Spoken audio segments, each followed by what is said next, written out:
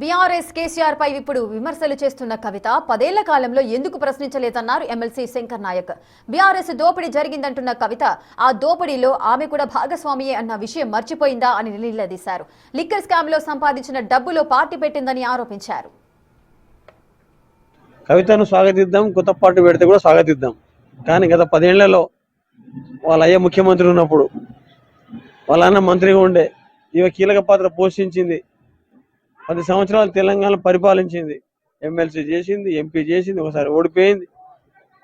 ఇన్ని చేసిన కీలక శాఖలు ఉన్నామే, కీలకంగా తండ్రి దగ్గర ఉన్నామే.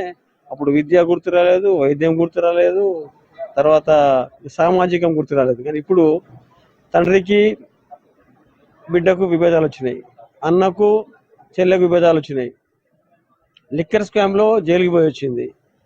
ఇవన్నీ అప్పుడు గుర్తుకు రాలేదు. కానీ ఇప్పుడు వీళ్ళకి